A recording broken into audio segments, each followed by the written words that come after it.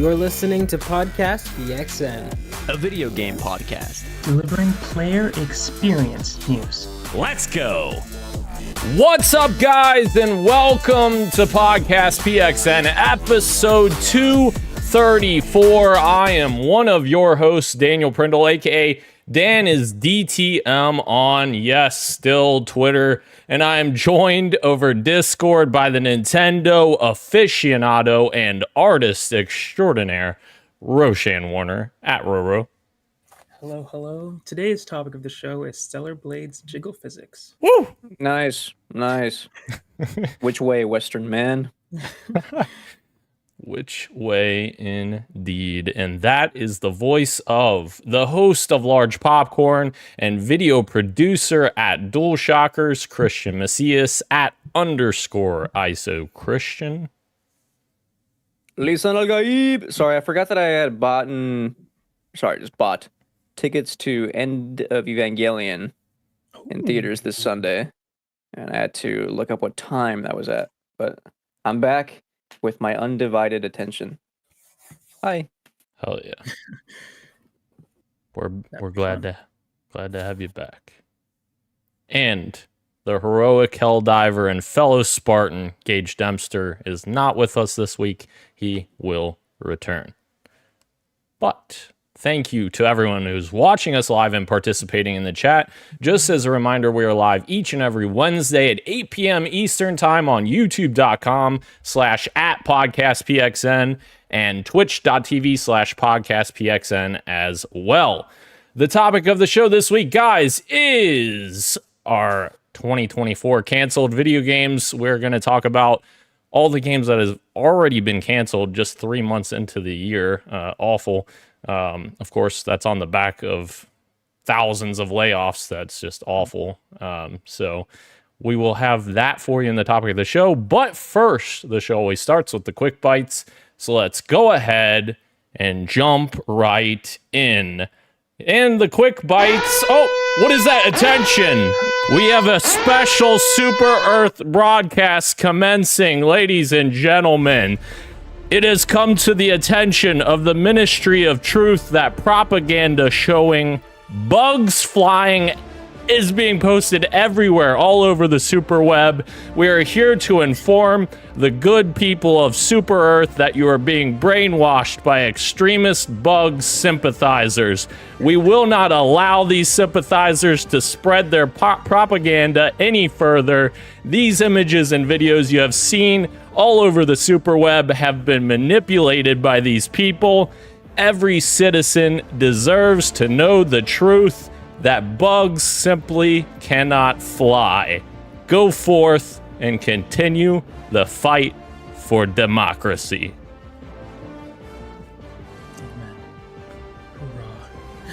That was incredible. I think Dan just read from the thing, right?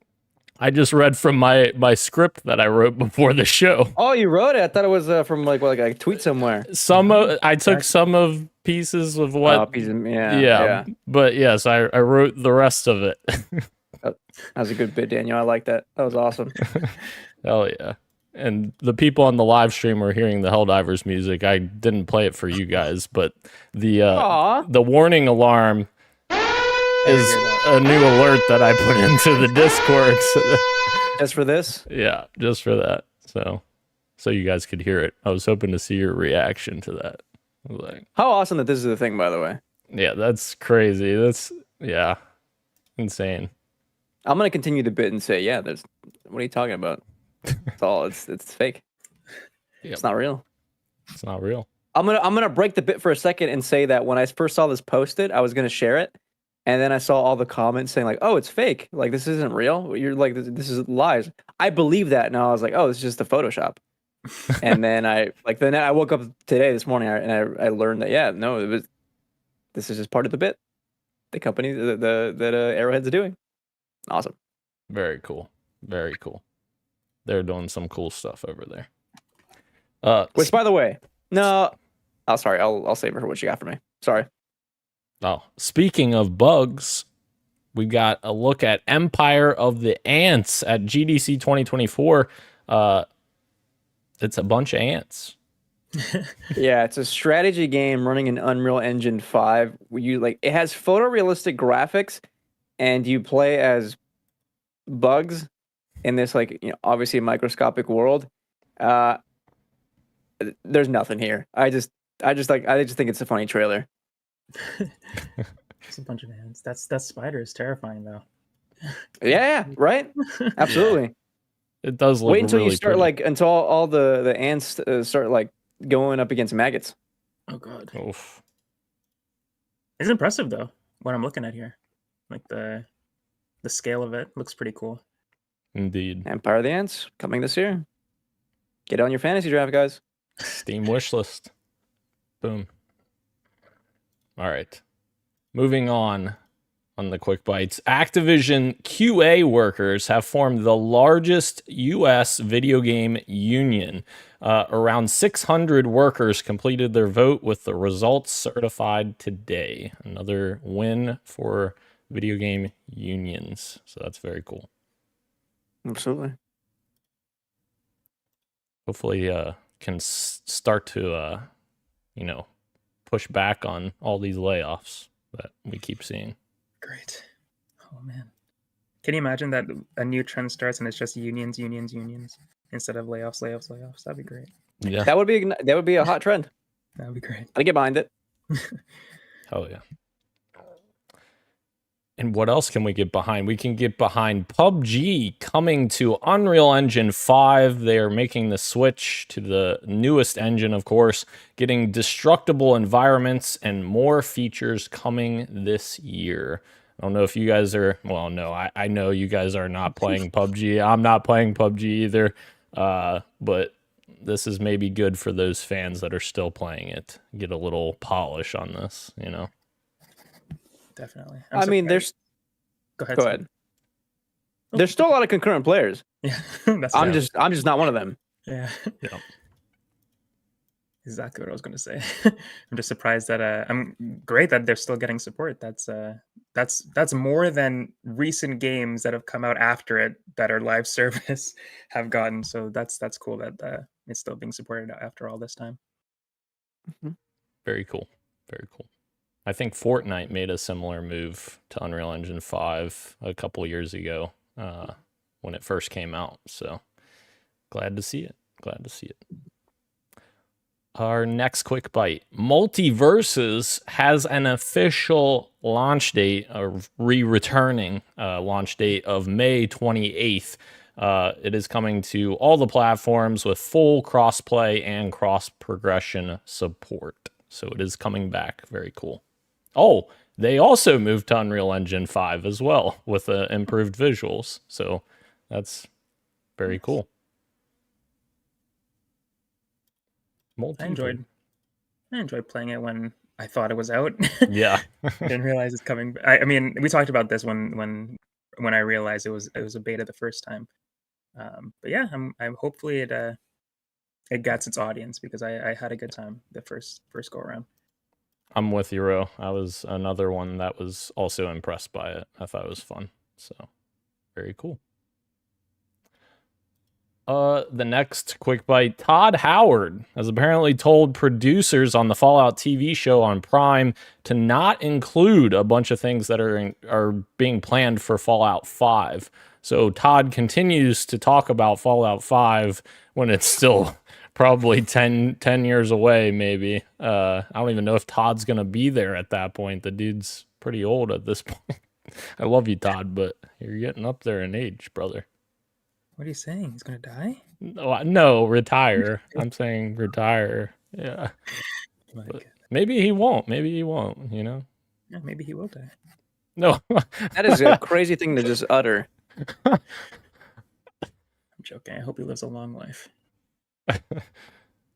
Jeez. Miyamoto is still going strong, and I think he's pretty getting up there too. I was just thinking about the old guard at Nintendo. I think there was an interview somewhere where essentially they're starting to hand off, production to the new guard now, with these more recent titles. They're getting ready for these people are either getting to an age where they're going to retire. Legends are going to retire and or tragically, maybe, hopefully not, pass away. So yeah, all the legends that we've kind of grown up with in the games industry are getting older. We all are. Time, the never-ending battle with time.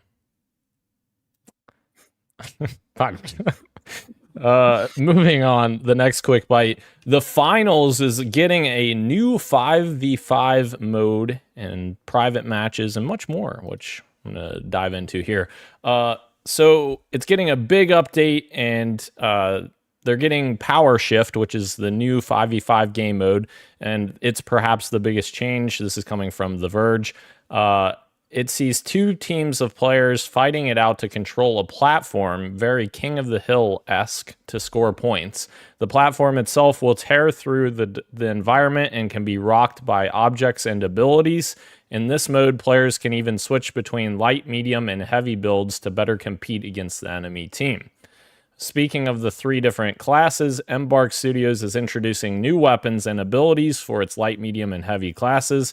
There are a mix of abilities here that are bound to create entirely new ways of interacting with the destructible environment.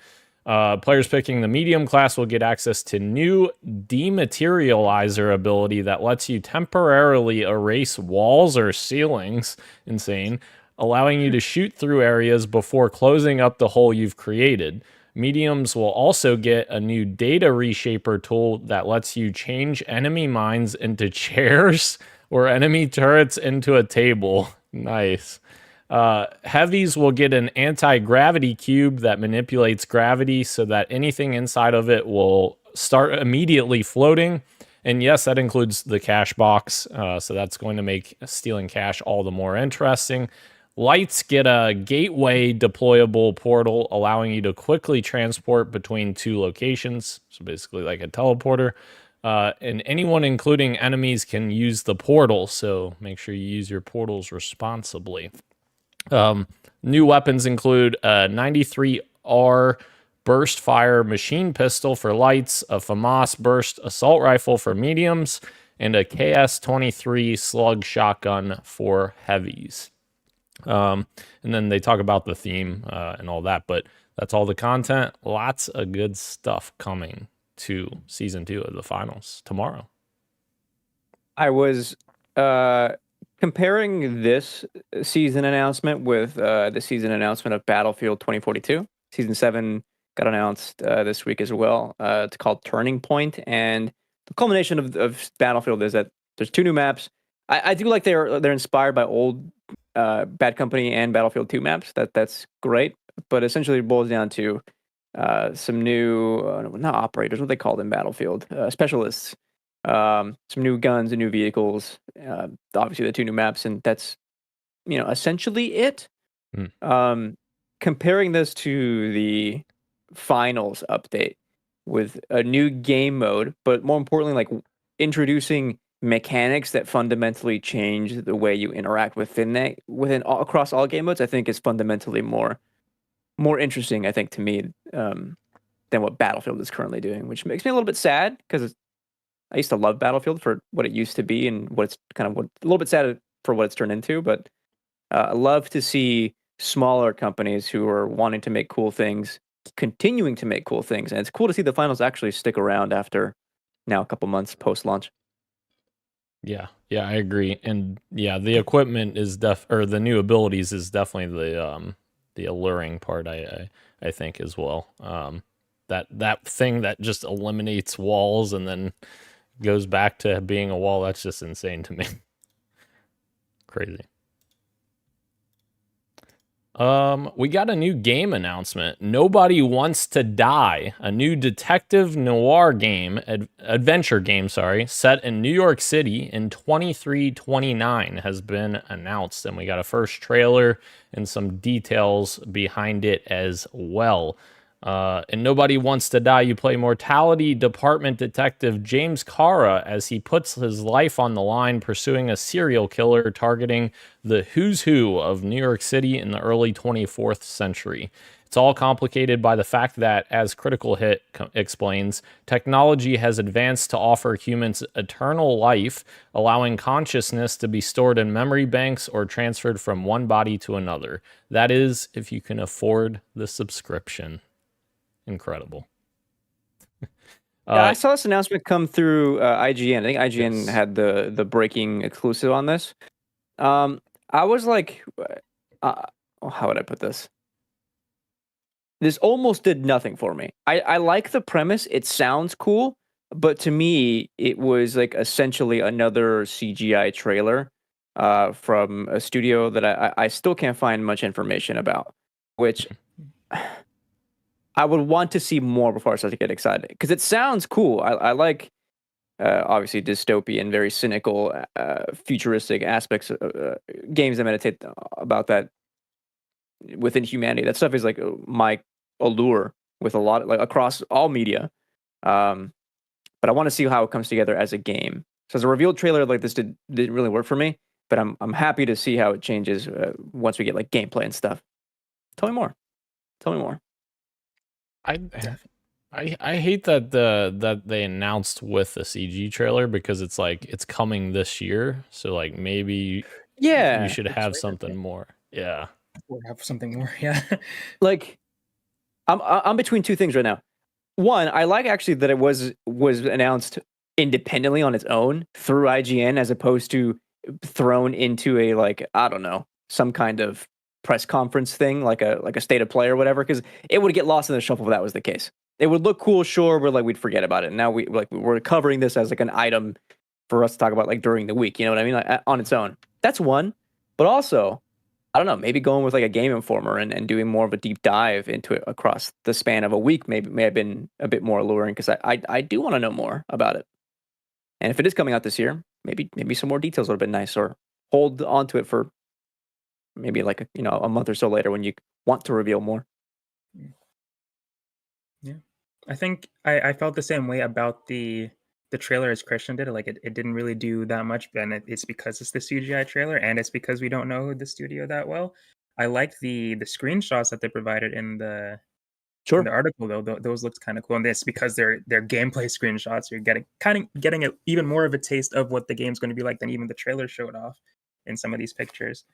So yeah, I'm excited to see more as well from this game. It looks cool. I'm excited to see if the CGI trailer is going to be anything like the actual game. I'm so happy you brought up the screenshots, because I almost forgot about them, because those do look cool, and it reminded me of being excited when I saw the screenshots from, what is it, that game company? Oh yeah, Is it that game? Like that's who did Inside and Limbo? That game company? No, that's that was Flower and Playdead. I'm sorry. Yeah, that's Flower and Journey. Playdead, yeah. Right. That's Playdead. Thank you. Seeing screenshots from Playdead's new game, that was exciting. And they posted nothing, and it was just art of the gameplay, and like that was enough. Do you know what I mean? Yeah. And we also are familiar with Playdead, so we know even if they did a CGI trailer, which I'm glad they didn't, but I get exactly what you're saying. It's them having a history of making great games that they could just drop a few screenshots and like, yeah, I'm ready for this, as opposed to like a new studio showing us a CGI trailer with not as much history. But yeah. we shall find out this year, maybe, unless it gets delayed. Oh no. Something that won't get delayed, though, maybe. I don't know. Super Mario. We got some Super Mario news. So apparently a Lego Mario Kart was announced and is releasing in 2025. They announced this on Mario Day, and I kind of freaked out initially, because I was like, wait, does this mean Nintendo's next mainline Mario Kart game is gonna be Lego-fied? And then Christian was like, "No, you dumb." And Christian didn't say this, but I didn't say that. No, Yeah. you didn't say this. I'm putting words in your mouth, but he said, "No, it's the Lego set for Mario Kart," and I was like, "Oh, I'm a dumbass." Oh man. No, they did. They did like a regular Super Mario set with Lego. I'm pretty sure. Yeah. I guess it's just the next step. But of course, the Nintendo fans always theorizing that this might line up or be close to the next Mario Kart release Ooh. for the Switch 2. Who knows? Good point. But that could be cool. I too. believe that. Yeah, they've been Yeah. working on that game for a long time. There was news, like a year and a half ago, saying that like the next Mario Kart is like the most ambitious Mario Kart game yet, whatever that means. Like they're doing something revolutionary with that series. It would make sense to like have the next Mario Kart be like at launch with the next Switch game, because we haven't seen a Mario Kart game since the naissance, whatever, the birth of the Switch. Launch. Daniel, go ahead. Sorry, you have an idea. And that wasn't even for the Switch. It was like a Yeah, sure. It was like the yeah. exactly. Mario Kart Ultimate.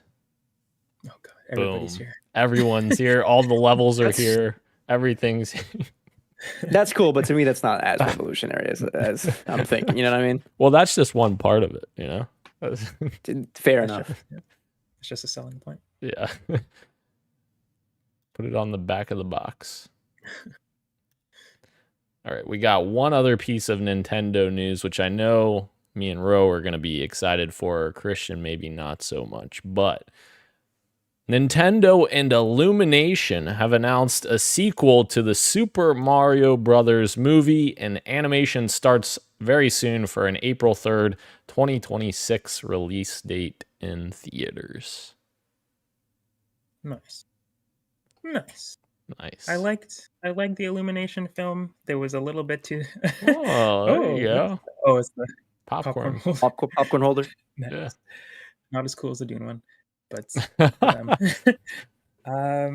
yeah, I think most of us. Yeah, I can't fuck that one. Yeah. Oh, God, I think most of us, even if we enjoyed the movie, like I think me and Dan enjoyed the movie, I think we could all agree that we kind of hoped a different studio got Right. it than Illumination. Maybe it would have been a little bit deeper than what we got, but I enjoyed it. I had a good time, and I'm glad they're making more. That just means more fun times for me at the theater. Maybe they'll go a little bit deeper with the sequel. Maybe they'll have a bit more fun with it. But we'll see. I think the animation, the art style of it was enough for me to enjoy it. I felt like really entertained by just seeing Mario animated like that. And the I'm Easter down for more. eggs. And the Easter eggs, yeah, that was another discourse online. But yeah, it was fun. I had a good time. Remember that time I sent you guys like 2-minute back-to-back VMs on Twitter about the Legend of Zelda movie produced by Sony? Yeah. Yeah, that's another one where I wish somebody else got it. Oh God. Hiya. That was terrible Zelda. Or Link, I mean. Wow, that was Link? Link, yeah. Yeah, move on to the next topic. That's crazy. Oh, man. Well, new studios have been announced. So, you know, from the ashes, we must rise. I don't know. Oh, wait, wouldn't it be that we're excited about new studios, right? Are we? Okay. Oh, crickets. Former developers from id Software, Naughty Dog, and Gearbox, plus more, have formed Empty Vessel Games. The team is focusing on creating immersive shooter experiences and is working with music composer Mick Gordon from the Doom series, of course, and Wolfenstein. So, got a lot of maybe talent behind them with all those studios and Mick Gordon. We'll see what happens. Yes. We'll have to see what happens indeed. The second new studio we have, Stig Asmussen, who is the director of Star Wars Jedi series, both Survivor and Fallen Order, and God of War 3, has announced his new studio as well, which is called Giant Skull. His team is planning on a AAA single-player focused action-adventure game utilizing Unreal Engine 5. So, obviously, he's well-versed with the adventure games, single-player adventure games, action-adventure, so we'll see what happens. I think Lucy James yesterday, because I think these both of these news items dropped yesterday. Is that correct? I think remember, so. Yeah. right? Yeah. There. I think there was one more, or maybe it was just the two. But I thought it was three. Lucy James tweeted like, "I guess today is just like announce your new studio day," and it got me thinking. Like, obviously, mainstream games industry jobs are pretty volatile right now. We're seeing closures constantly. We have been for the past year or so, especially this year. And it got me thinking, like, it's kind of nice to see outliers existing within the game space where, like, yeah, there are a lot of talent within the games industry leaving to form their own, because why would you be beholden to the likes of someone that owns you or have to speak or answer toward shareholders? And it's kind of cool to see things like this happen. Like, I don't know what Empty Vessel is going to make, or like what it's going to look like, if it'll all jive with it, but at least they're forming their own path to actually do the thing outside of the current norm of like AAA gaming, which stuff like that is kind of nice to see. We hope we get the best from them. It's I think every time I see one of these, I get a little. I think I'm a little cynical because we haven't seen, because of how the industry is right now, with all the layoffs and the closures, as you were saying. But it is interesting to think that even though with all these layoffs are happening and legendary studios are closing and big names are starting to leave, like these could be those legendary studios in the future, which is kind of exciting too. Even though we're sad about all the studios closing now, maybe in 10 or so years, these studios are like, I don't know, the Play Deads and the Naughty Dogs of the future, which is exciting to think about. But of course, we don't want anybody to lose their jobs or anything like that. But like Christian said, I'm glad that there are people like this doing, still creating, even though everything looks so dire right now. Yeah. I mean, we saw that last gen with Respawn when, Activision basically forced out some Infinity Ward people, and they went and created Respawn and have been doing very well. Some good stuff for EA. So cool. Our next quick bite. Overwatch's Cowboy Bebop skins, right? Are very expensive. We were talking about in our DMs.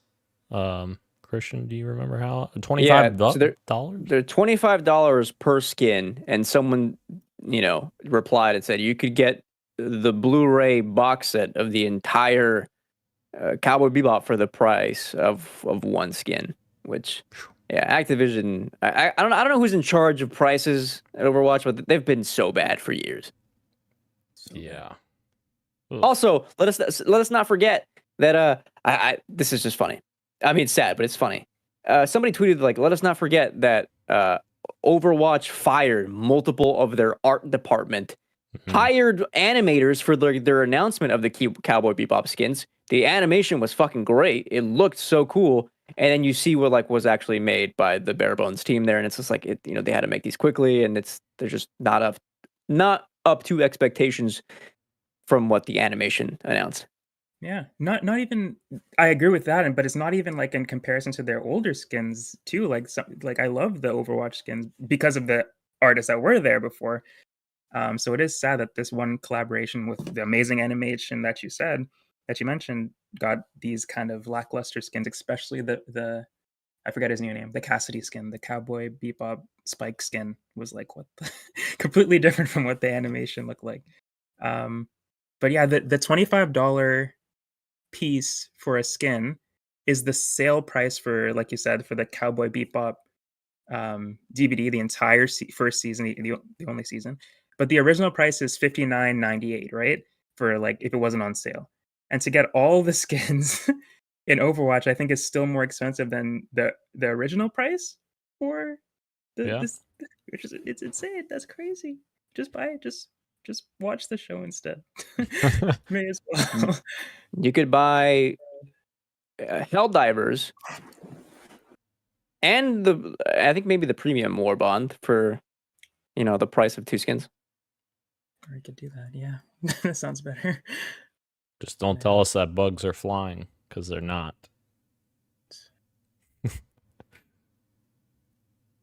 Very cool. Very cool. That's very cool. I don't know why. I'm always used to saying very cool at the end of it. Yeah, not very cool. Sorry. Fuck. Good thing it wasn't something worse that I just was saying very cool to. Fuck me. My transitions. You know what? Transition to the next story. Good news for video essay fans. What do you got, Christian? Oh, you're gonna just delegate to me, huh? Yeah, Lost in Colt. They're like, how would you put it? They're like an independently run, fan-funded magazine, I guess, book, if you want to call it. Like every couple of months, they'll put together like a collection. Like they'll analyze one thing. Maybe like 1 year, I think it was like Shadow of the Colossus. 1 month, one issue was like Shadow of the Colossus or something, and they'll have like dozens of people write just beautiful essays about them. There's like commissioned art pieces, whatever, what have you. And then the newest edition coming out this summer is one all about Jacob Geller, a video essayist from YouTube. And they have people from all throughout the industry analyzing his essays. So there are essays about his essays. And then there's also like this is the fastest selling Lost in Colt ever. By far the most they've funded since they started doing this. And then the deluxe edition, which I didn't grab, I grabbed the regular edition. The deluxe has like a signed copy, art prints, and an accompanying vinyl. Inspired by like the music he's like used in essays or something like that. I forget what it was, but a very cool thing Lost in Colt is doing. Do you have a vinyl player, Christian? This motherfucker. Of course. Okay. I was just curious. I can't point my camera over there. Yeah, I have a lot of records. Oh yeah. I think I didn't recognize his name, but I searched him up on YouTube. I was like, yeah, I've definitely seen some of his videos before, and he does make some really incredible stuff. That's awesome. That's pretty cool. And I checked out their website, the Lost in Colt. Lost in Cults, yeah. And they have an Eastward book too. And I was like, oh shit, that's cool. Yeah. Or it's coming. It's not out yet. But that's cool. I learned about something new today. It's awesome. Oh. Whoa.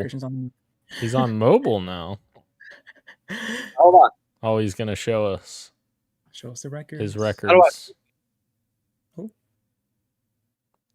Look at that. There. For audio listeners, that is really cool. I like that. And the speakers. Is he saying I can't hear Christian? Is that a record that's in the record player that looks like striped? That's pretty No, this is a slip mat. Oh, okay. It looks cool. Nice. Dope. Oh. Very cool. We lost Christian for a second. There he is. He's back. Welcome back, Christian. That was cool. Very cool. Almost as cool. Technology is crazy. Yeah. You know what's even crazier, Christian?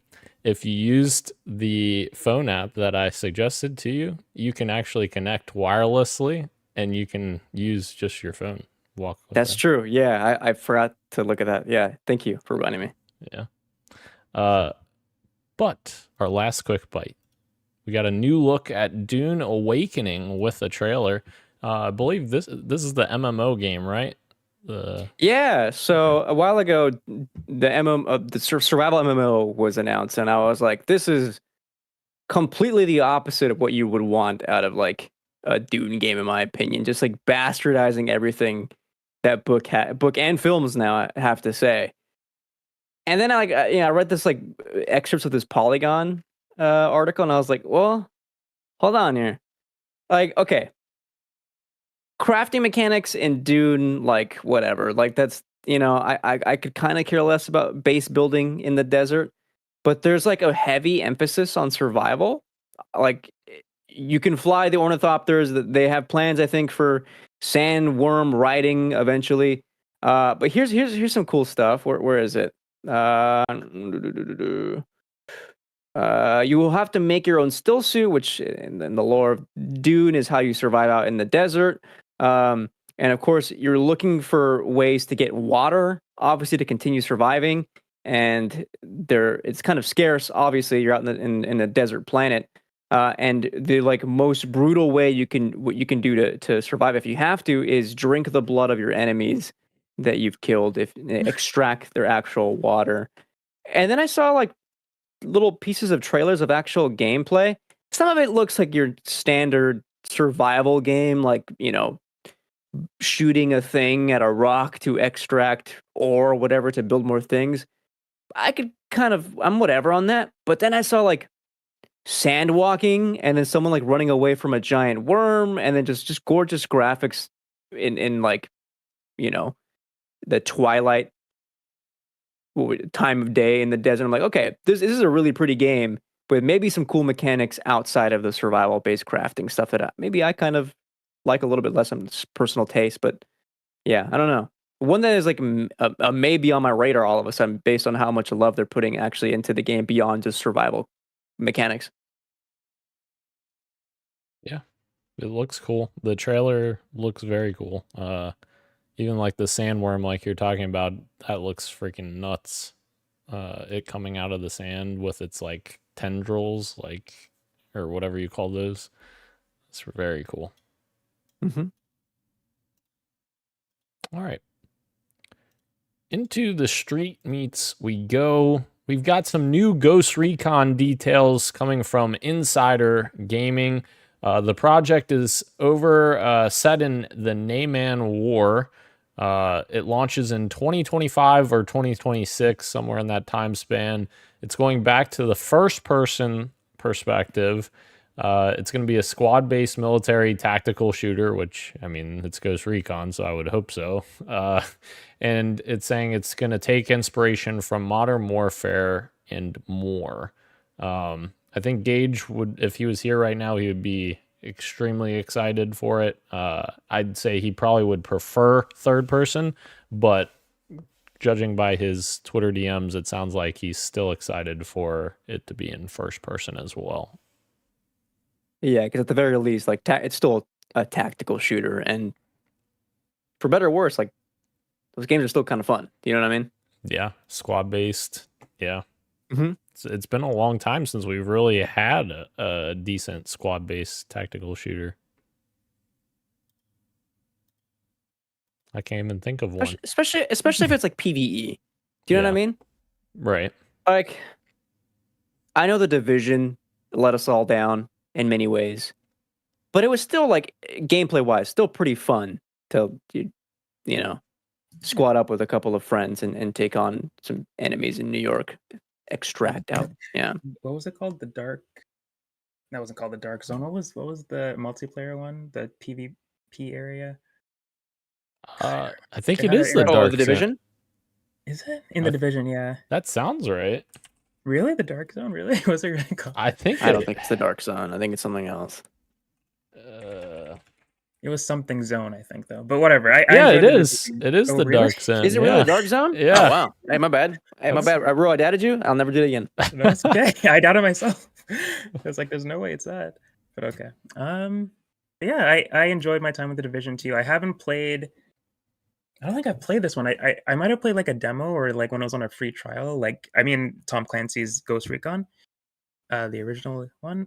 But yeah, sometimes I'm in the mood for that sort of thing, even if it's not like crazy in depth or anything. But yeah, I'm down for that. And it being first person kind of sucks for me personally, but it could be fun. So Gage is getting Ghost Recon back. So, I mean, could we get some fucking update on Splinter Cell, please, Ubisoft? Sure. Yeah, I would love one. Maybe this year. Maybe during Summer Game Fest this year, which got announced today.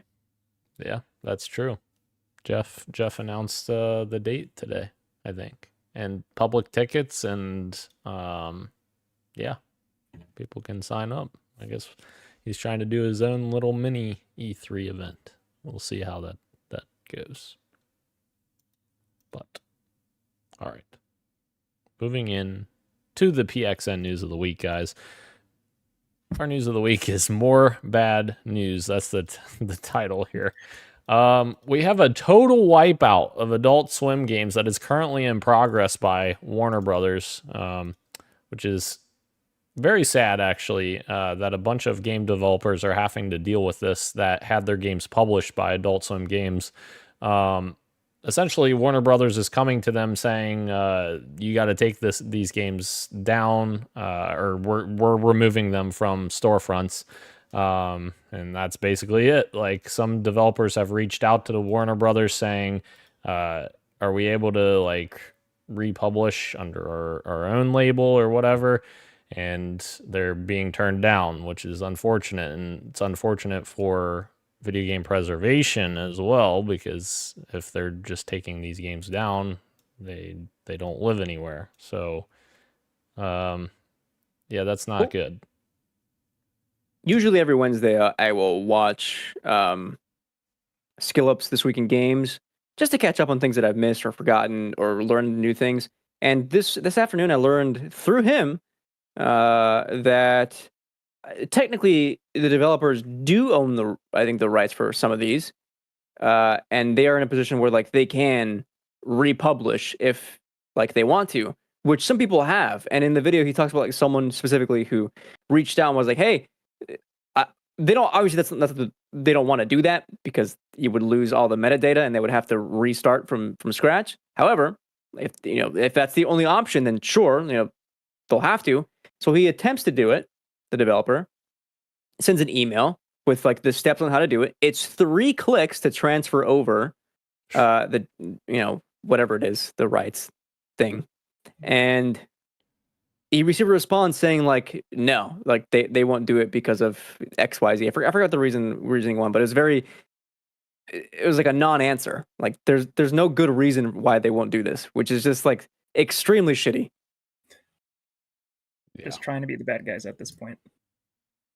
Yeah, and their explanation was after he told them that it would take 3 clicks and they still refused, they claimed that it would only be fair to transfer no one's games since they can't do them all. What? That's not how that works, man. That's so stupid. Yeah. I don't know, man. Off the backs of like WBD, just so stupid. I mean, they just closed down Rooster Teeth. I think last week we talked about their new position on like, did we even talk about that?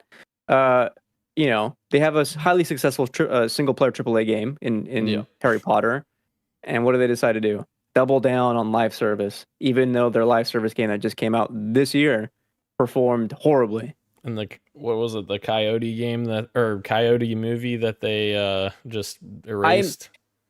I am so happy that it seems like legal action will actually happen and they will get taken to court for this movie. Interesting. Does that mean that it will come out or like come to light somehow, or? I don't know, because I mean the trial hasn't happened, Gotcha. Maybe it would just make it harder for future things to get canceled like that or set a new precedent. But I do know that there is an actual final version of this movie somewhere that someone had access to, and they have threatened to leak it if That'd do be it. Sick. Yeah. Do it. It tested really well. Like, people were really into it. So I have just the idea. Post it on Twitter, the full video, because Elon will not take it down for fucking probably weeks. Jesus Christ. Or even better, post it on PXN's YouTube channel. Oh, well, I don't know if we want Warner Brothers coming after us.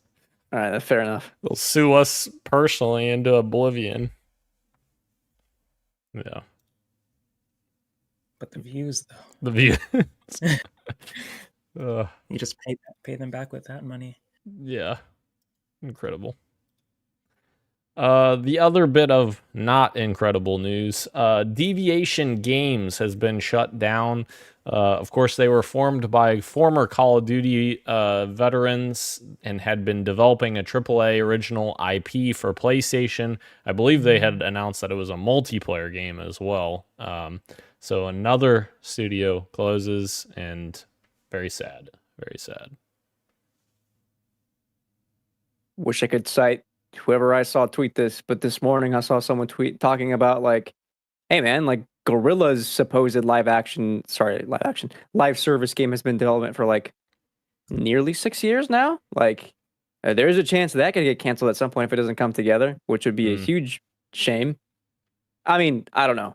I think when we talked about it, we weren't very impressed by the leaked images and that we saw. But who knows how it would actually end up coming together. But yeah, long-winded way to say this sucks. Sucks to see them bot and then not even get to release their first game. What's interesting to me is how much PlayStation has continued to rely on their single player games, and yet they still continue to be successful. Like their multiplayer projects are very few and far between. Like Helldivers, of course, is co-op, but like it's been a long time since we've gotten a proper PlayStation multiplayer game, I feel like. I'm gonna state right now where I'm currently so, I guess, exasperated, just absolutely down on PlayStation's current business model. I am not happy with the output in terms of creativity from their teams. Where a couple of years ago, we used to laud their practice of studios get pretty much free roam to develop the titles that they want to make. And that I think fosters like a healthy workplace. Yeah, the studios get to decide what they want to make because that makes it so that your developers are happy and are excited about coming to work and releasing a product. And now, I think about what games have released in the past couple of years, and they're kind of all, I don't want to say the same game because it's like a talking point people like to throw out. It doesn't really mean anything, but it's a lot of the same titles and a lot of like existing IP and not a lot of creativity that we used to get. And Helldivers is the exception. It's not even like a PlayStation owned studio. Like, yeah, they helped, they backed it. It's the double A. That doesn't really happen anymore, but yeah. It sucks to see what could potentially be something else that's exciting. Like Dan points out, like a shooter, a multiplayer game that's, that PlayStation puts out, which doesn't really happen, is canceled. And that's just, that sucks. What are you smiling at? What are you reading? I'm reading. Glenn commented about our Ghost Recon story before. He said, although I never understand why he's excited for those games, he's not tactical whatsoever. Talking about Gage. And then Gage just appeared just now and said, I have no context for Glenn's comment, but I know for a fact he's talking shit about me. I just thought that's funny. Nice. God. Anyways, sorry to derail what you were on. Now, whatever, you hate me. No, I was listening to you. I saw him comment and I was like, well, there you go. Anyways, PlayStation's trajectory Christian's not happy with. You better be listening, Sony. They don't care what I think as long as they make money. Yeah, every company, unfortunately, sadly. All right, fantasy draft check-in, gents. Let's see if we have any history. We do. The good old Roshan Warner with Romana. Wait, is that right? Romana Flowers Gaming. Ramona Flowers Gaming. Thank you. Thank you. You have acquired a game. It's called Pepper Grinder for a bid of $5. $5. Yeah. I wish I could tell you the logic behind this one. I don't remember. Oh yeah, Pepper Grinder. Okay, yes. I saw a trailer and I really liked it. A lot of people seemed excited about it. I think I saw this at Steam Next Fest a while ago, but I think I saw a Switch trailer that made me like, okay, this looks like it's going to be fun, and it's coming out soon. So yeah, I drafted it. It looks fun. Hell yeah. Hopefully it gets negative points. Hopefully it gets enough reviews. Yeah. I don't know, man. I don't know either. I don't know either. Might be a good counter pick. Yeah. I'm not going to do that. Yeah, good. I've already filled both of my counter picks with Gage's games, so from last week. Oh boy. I still need to do that. Yeah. Just pick 2 from Gage's list. Just close your eyes. I mean, you'll probably get 2 good ones. Just kidding, Gage. I can't pick Dragon's Dogma. Oh, that's No, true. absolutely No. not. Yeah. Yeah. It'll be interesting. The other one, maybe. Yeah, there might be a couple more on there that I could pick if I had 2 more spots, but Anyways. I think the last time I was. No, why would I discuss my strategy? Yeah, exactly. Yeah. We should mention also Rise of the Ronin had previews this week. A lot of them pretty happy with what they've played so far. Some of them more mixed. What? But that has come. Yeah. No, they can't be mixed. They got to be all positive. And unfortunately, not all of them are positive. Some were kind of down on their time we spent with the game. But well, shit. Yeah.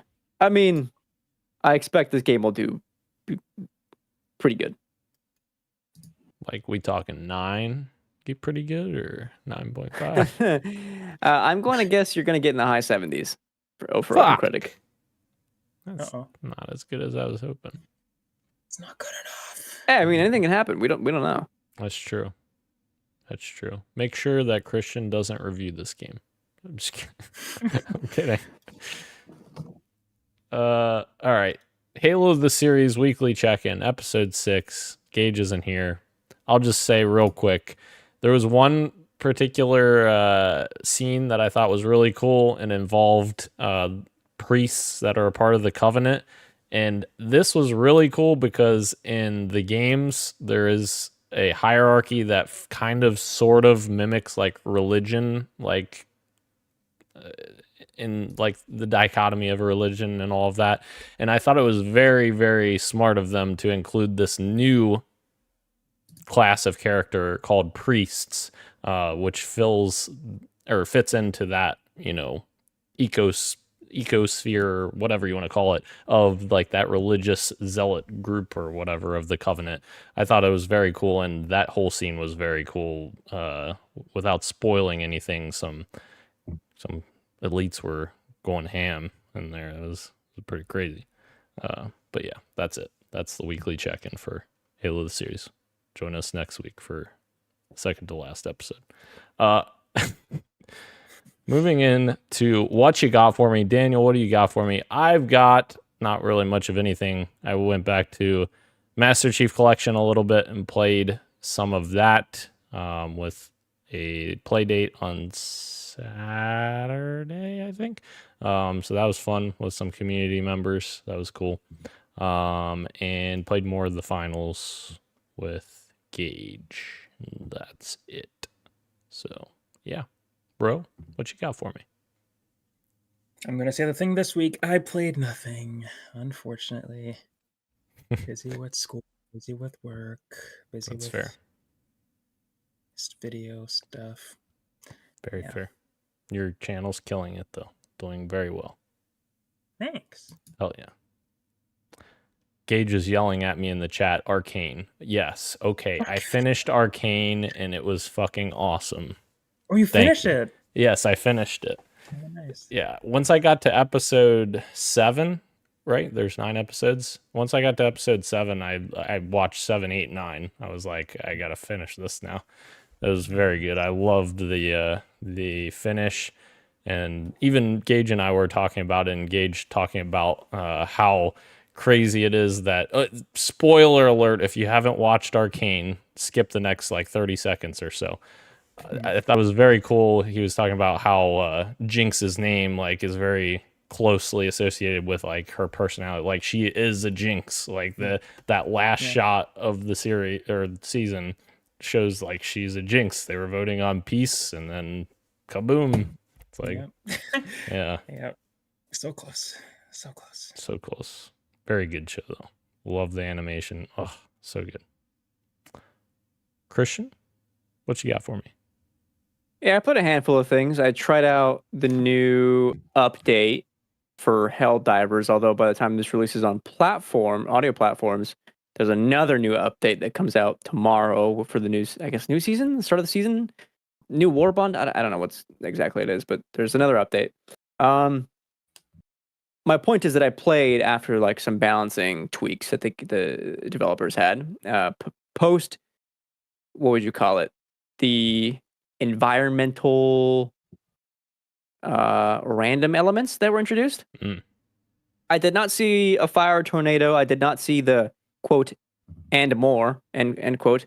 But I did. We started a mission, and immediately there was already a meteor shower ongoing. And I threw down my stratagem for the mech, because everyone gets mechs now during these like orders. Everyone just has it as an extra stratagem. Called it in. Before I even called in, a meteor landed on me, killed me. So, first 30 seconds of the game, I'm dead. I get reinforced. I get in my mech. Another meteor hits, and it explodes the right arm. So I no longer have my machine gun. What? I only have my rockets. I'm shooting the rockets, and there was a like bug breach near us, and a bunch of bugs like climb on top of my mech and scratch at me, and my mech catches on fire. I exit my mech, and before I can do that, I'm just dead from burning.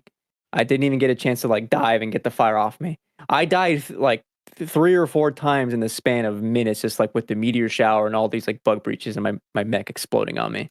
It was brutal. And then the rest of the game with the new tweaks, like they did a lot of balancing changes with the guns, and I was trying some new stuff out. And not that I would use a meta, but obviously like running the railgun and the shield were like the best in the game.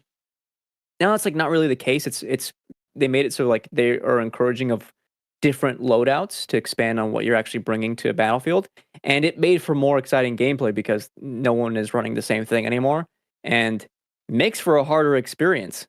There's more tweaks incoming. They're buffing some other stratagems, like the rocket can now one-shot a charger to the face, which is cool. You only get one rocket though, which that's the trade-off. But yeah, it was a lot of fun going back to Helldivers and being like, man, now it feels like I'm actually in the shit again, which I haven't felt for a while. So made the game more challenging, which is, I think, a good thing. We also played a little bit of Battlefield 2042, which was very cool. I got a very high kill snipe game, which is nice. And then more Final Fantasy VII Rebirth, both for my own pleasure and for work. And 30-something hours in, and you know what? Still a very good game. I like it a lot. Hell yeah. Why do I always forget games that I play until other people go? Like, I forgot we played Battlefield, and you said that. I was like, oh, yeah, we did play Battlefield. Shit. No. Yeah, that was insane. You got, like, fucking, what, 40, 50 kills and only 4 It was deaths? it was 1 death, and it was near 50 kills. Yeah, that's insane. High 40s, yeah. That spot I had for this with the sniper was awesome. I got some good clips. Yeah. A lot of headshots too. Insane. Cracked. If you need a sniper, call Christian. All right. Moving into the topic of the show, guys. We already have a ton of canceled games for 2024. So I thought we would go over them briefly and then talk about them. Many of them we've already talked about on the show before and when they were, canceled. But one of them is a newly canceled game, so we'll talk about that first in greater depth. And that game is Spider-Man: The Great Web, which we learned a little bit about today. So Spider-Man: The Great Web was apparently a canceled multiplayer game. It was supposed to be a 5-person multiplayer game built on a live service foundation, but it was struck down by Sony as revealed by the Insomniac leaks. In the leaked trailer, however, which we got to look at today, which looks incredibly polished. This is coming from Insider Gaming. I'm reading from them. We get a glimpse of what the product may have looked like. In the short trailer that was leaked online, it's exposed in full with the video showcasing incredible multiplayer elements that would have pitted 5 players against the Sinister Six in New York City. It would have been built around a multiverse model, which was supposedly busted open by Scarlet Witch, and there would have been character customization options leading to a diverse array of superheroes coming together to fight the big bad guys. Here's some dialogue from the trailer. New York City. Nothing in the whole world I wouldn't do for this big, beautiful apple. One moment you're scarfing down a slice from Vinny's, the next you're stopping a supervillain prison break. Sometimes you can swing it as a lone wolf, but you're way better off with some friends. I've seen the Sinister Six before, but never so methodical, so savage. I don't think I'm going to be enough this time, guys, but together, we just might be. So I don't know if you guys saw the trailers already. I guess Christian, you or Ro, one of you posted additional footage, which I had not seen until you guys showed this, but it's showing off some destructible environments fighting Venom throughout the city, which these destructible environments look really cool, actually. And there's also leaked image promo material of rideable motorcycles that you can also swing with around the city. Ooh. Yeah, in addition to that. I would like to not go first on my thoughts. That's fair. Yeah, I can go first. I don't know. I don't know how I feel after watching the trailer. I think everything that was said and everything on paper, everything that I thought this game could be before I saw that trailer sounded awesome. And there's some parts of it that I do think are cool. But I don't know if I'm as distraught as I used to be about it being canceled. Like I don't know if I would get into this. I like the idea of swinging around New York City with your friends. I just don't know how the gameplay would turn out after what I saw. Like what I saw with like Gwen and Miles taking down Venom didn't look super fun to me, and maybe it's because there's more than one person. They can't streamline that combat that feels so good in Spider-Man with two people, but they did that with, I guess they kind of already did do that, but it was still single player.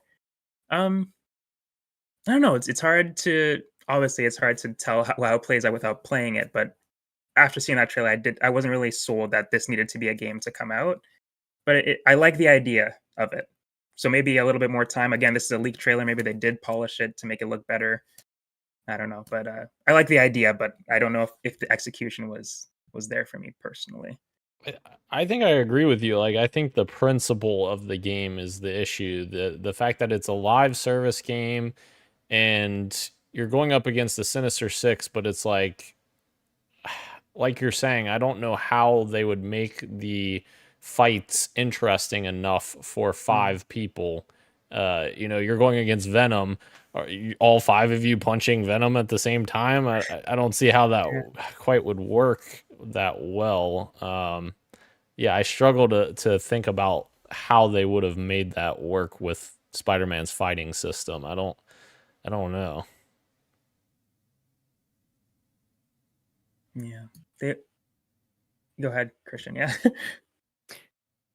I'm with you too. I saw this and I was like, you know what? Like, I'm actually really happy.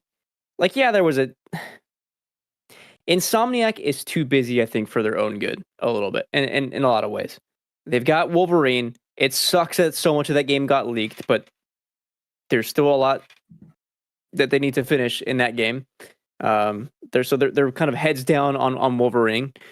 We know there's a Spider-Man 3 on the way. We know at the end of Spider-Man 2, we know there might be a new side story on the way. And Ratchet and Clank is still, up in the air as a possibility for them to explore in that universe post Rift Apart.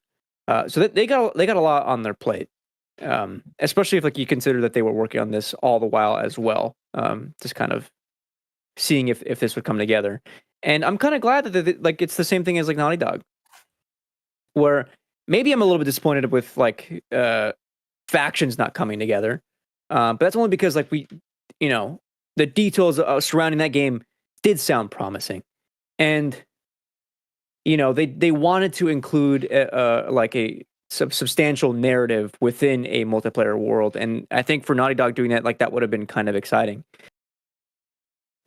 Off the backs of Spider-Man 2 with a for me personally a disappointing narrative, and then considering how strong 2018's was, I don't know if a live service for me would have been the right move, especially in how I just talked about, in a place where Sony is doing so much of these live service games and making them a lot with their established IP. I don't think that would have been inspiring for me to see. I think it would have been disappointing actually to be like, now we're getting a live service Spider-Man game, and suddenly we have like a bunch of live service games now coming out from their major studios. It's like, okay, well, there's only so much time in my day that I want to spend on a live service product, and even still, like, if you're gonna have your S tier talent be working on a game, I don't know, man. I kind of think that Spider-Man's bread and butter is still the narrative side of gaming, and to see like a narrative world that I like, which is Spider-Man, a lot of us like, be kind of relegated to more of a just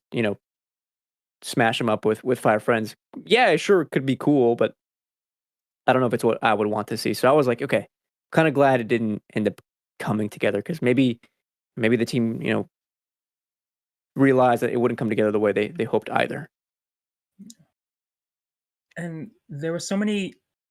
It's a kind of a hit or miss thing depending on who you ask. But there are so many cool Easter eggs in Spider-Man 2 that were introduced via the story, and I guess that Mhm. fans really liked.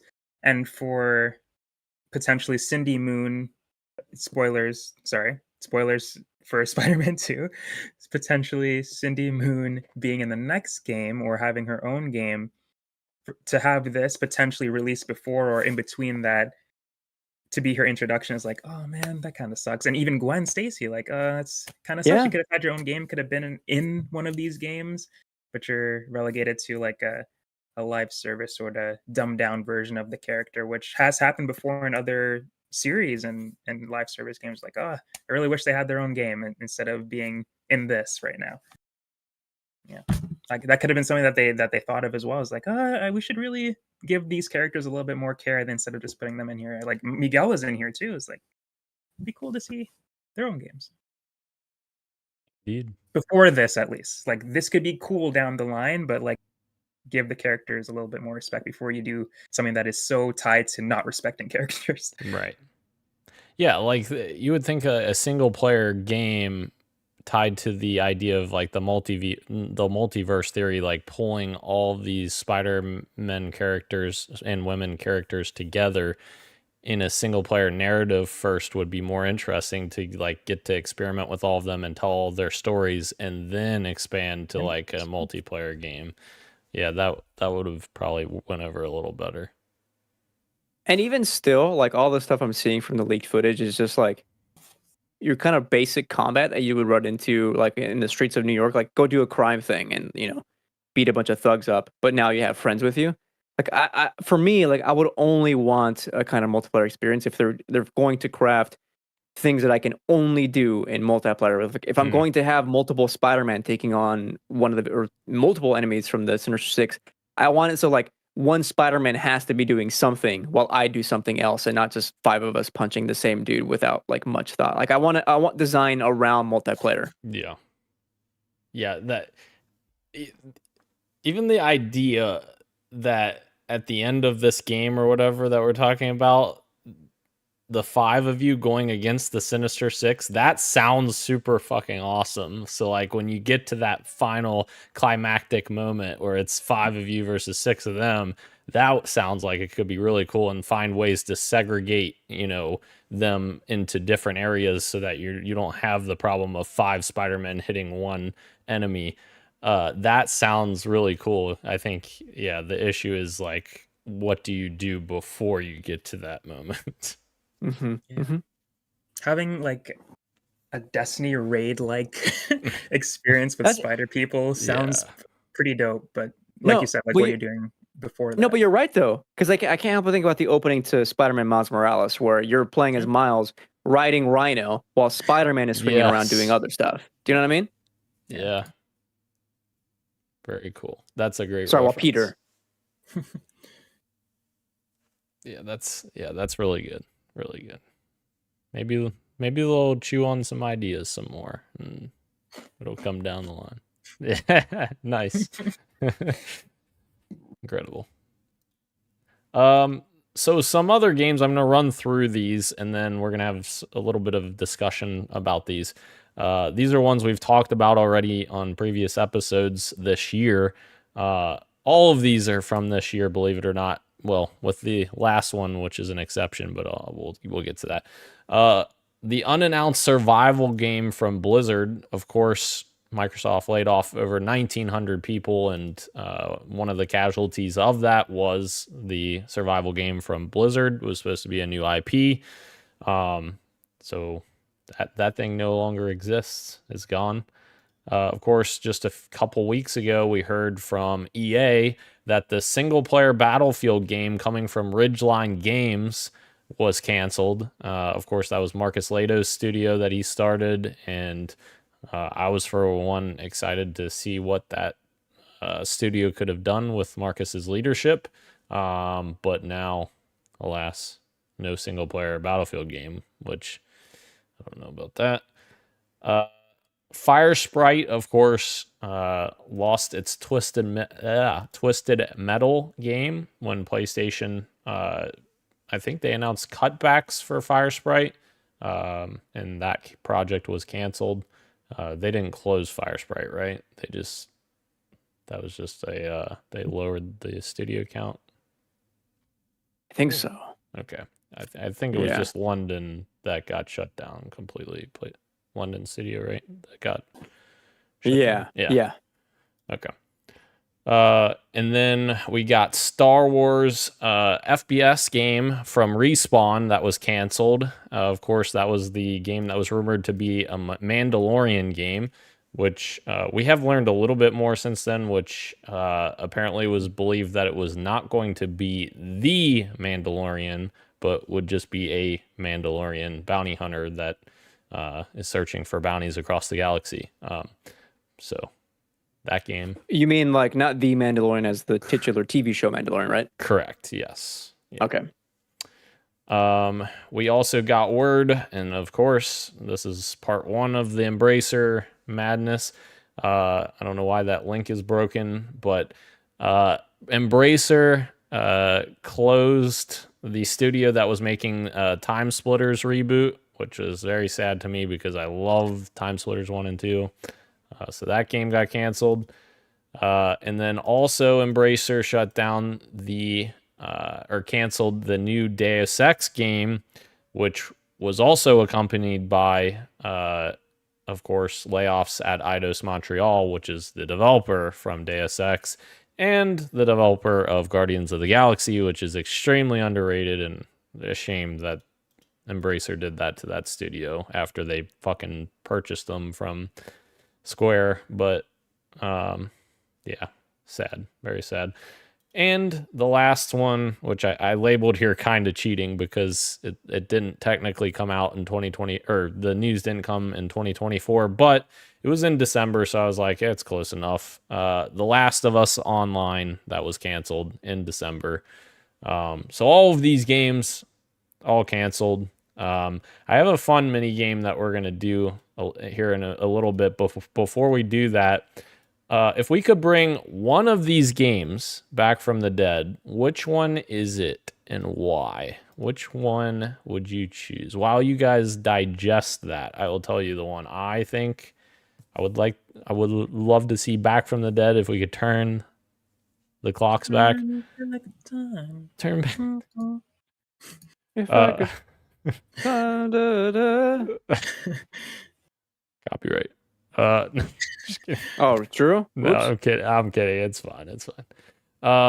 Single player Battlefield game is the one that I would have liked to have seen. And the reason why is because DICE has obviously gone away from single player games. They already started to do that with Battlefield 5 and Battlefield 1 when they just had kind of vignettes, essentially, of a campaign. And then Battlefield 2042, of course, doesn't have a campaign. So it's been a long time since we've gotten a proper Battlefield game. And I was very excited at the prospect of Marcus Lato leading this brand new team to give us a single player Battlefield game. So very upset that we're not going to get that. And seemingly, I would venture to guess that DICE's next Battlefield game that is rumored to be coming next year is not going to have single player either. Seemingly it's going to be a long time before we get another Battlefield campaign experience, which is sad to me because those games used to be really awesome single player games, and it's a shame. Like, and EA was on, was quoted as saying they didn't know what made Battlefield Bad Company special, and I'm like, what the fuck do you mean you don't know what makes it special? Just play the fucking game. It's fucking amazing. Like, you could make Battlefield Bad Company 3 right now and people would be excited. Like, Yes. Yes. it's just Actually, I would even just want to see like a working, maybe not a remaster, but like a port even of that game would do really well. Yeah. Sorry, I've been thinking about a lot about Bad Company Vietnam the past 2 weeks. Yes, that was a great expansion. Yes. I mean, it was very easy to come up with mine. I talked a lot this episode about how I'm disappointed in the PlayStation lineup and I want new ideas and new things. And yet I say all this, and I really think Naughty Dog deserved a chance with The Last of Us Online. Only because I think in my mind, based on what I've read and what I believe to be true, is that they had a product that did not fall in line with the live service plan that Sony had in mind, especially with like Bungie coming to oversee. Like, from what we learned, like Bungie was not happy with the way that game was shaping out. But to be honest, I am not happy with the way Bungie is shaping its own game out, and is one of the reasons why I'm not playing Destiny, because like that model just doesn't work for me. I have faith that I think Naughty Dog could have done something special. And if the worry is like, okay, if the real worry was it is going to take too much resources to maintain this game as a live service product, then I really think scaling down would have still behooved them to like release it. And I think it still would have been received pretty well, especially if they had like a narrative that they wanted to do with this game set in San Francisco. I think having a smaller team stay on that for like, I don't know, it doesn't have to be forever, but like a year or two to like continue to lay out like expansions or, work on the game post launch, I think would have done a lot to eventually prepare for the, one day we will get The Last of Us Part 3, and having a team that has like worked on that and that has iterated on, Last of Us combat or engagements, and taking what they learned and taking that and putting it into a Part 3, I think would have been really cool. Especially considering that it would have been also a take on an extraction shooter set in the Last of Us universe. I think could have been a lot of fun and kind of defied expectations for what The Last of Us Online could have looked like. And it's kind of sad that just completely cancel that game altogether. I had faith in it. Yeah, I agree. And I still think we're going to get pieces of it in The Last of Us Part 3 multiplayer. I think it's going to happen. Yeah, sure. That's it. Yeah. They worked on it long enough that I'm sure like some ideas they won't completely scrap. That's a good point. My answer was going to be the same, The Last of Us Online. I completely agree with everything that Christian said. So I'm going to give a different one. Out of the Skull and rest, Skull and Bones. why didn't that guy? Yeah.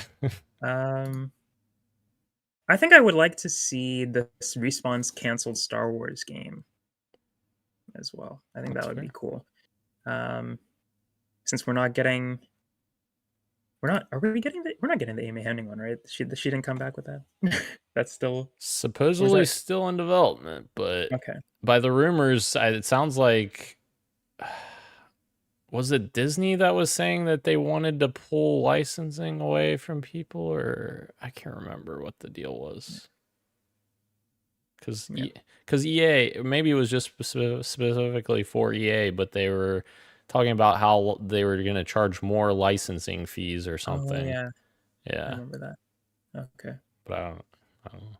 Even every time there is a Star Wars project announced, I always say, I'm a little Star Wars out, which I am. But I think Respawn is a really talented studio, and I think it could be a good game and a fun one to experience and play, even though, again, and this is the type of Star Wars story that I would like to play, like the not Jedi stuff. So I think I would enjoy that. Dude, to me, a like high octane Titanfall inspired shooter set in the Star Wars universe sounds, linear shooter sounds more exciting to me than what I've seen from Star Wars Outlaws so far. Like that to me, like looks like more of a trend chasing like game that we've seen, more like a copy paste kind of other games.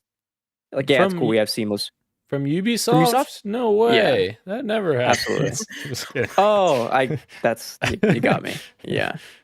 Anyway, to me, the Mandalorian one was more inspired than what I'm seeing from Star Wars Outlaw. So that's still a good answer too, Ro. I'm with you. Thank you. I do have a question though. Like with the unannounced survival game from Blizzard, now that that's gone, is there anything else that they have been working on? Like Overwatch 3? Overwatch 3. Okay, got it. No. Oh my god. It's like that's what I'm thinking. Is like, are they just doing Overwatch right now? Because now that is canned, they have to work on something completely different now. Like, right? I'm sure they have other teams working on other stuff, but it's like, damn, that sucks so hard. It's gonna be Overwatch 3, except you gotta pay full retail price for it, and it replaces Overwatch 2, which is the free-to-play game. Completes. They're eliminating one more player. Only 4 now. There's less of you playing, so we thought it was best. Incredible. All right, so a real quick game. This is a real quick game. I figure we go through each of these and say whether or not these should have been canned versus not should have been canned. Spider-Man: The Great Web, should or shouldn't have? Should. That's me. Should. Okay. Yeah. We all say should. I think we all agree on that one. The unannounced survival game from Blizzard. Shouldn't. I'm with Ro as well. I think shouldn't. I agree. Shouldn't. Yeah. New IP survival. I think new IP is always good, and I think taking a big chance. 6 years in development is a long time too. Like that's a lot of resources. Like I look at the output of what Blizzard is doing currently, and I'm not really happy with what they're doing, and I think pivoting to something that's a bit more exciting, I think, could be an injection of getting some not fan feedback. What was it? Fanfare? Yeah, fanfare. Yeah. Back to them. Yeah. Some goodwill, as they say. Thank you. Goodwill. Yeah. Oh yeah. The single player Battlefield game from Ridgeline Games. You guys Should not. Should not. Should not have been canceled. I agree. Not from Ridgeline. No. I agree. Do you agree, Ro? Tragic.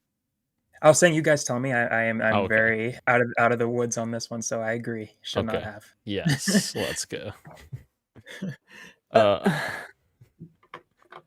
I just want to see single player come back to Battlefield in some way. Like, people talk shit about like 3 wasn't as good as Bad Company 2, but it still had its moments. And Battlefield 4 again, down a less convincing campaign.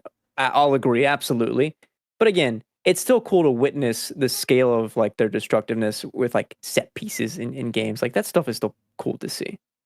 Yes, agreed. I mean, there's a character from that game in 2042 that you can play as not operator, but I'm forgetting the name but specialist. Yeah, come on now.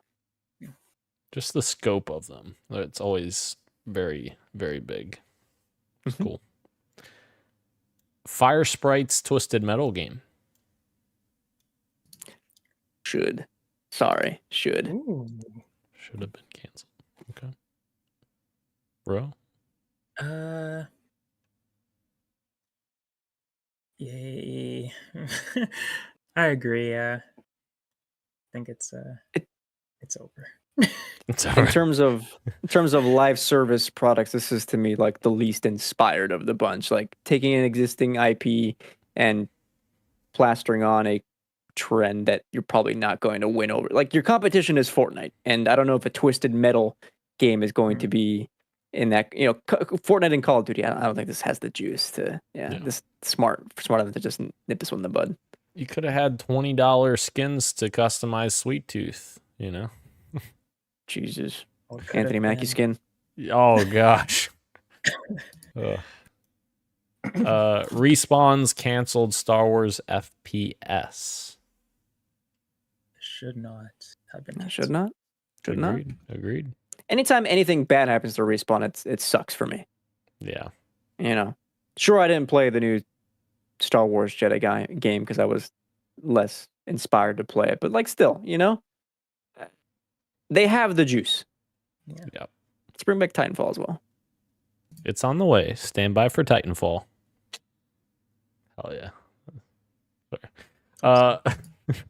The Time Splitters reboot. I can't answer this. I never played the original Time Splitters, so I don't know. Let me answer it for you, because once I tell you this, you will, I think, be clear on one side. So if it was actually like the OG Time Splitters, that would be awesome. I would be all in for this.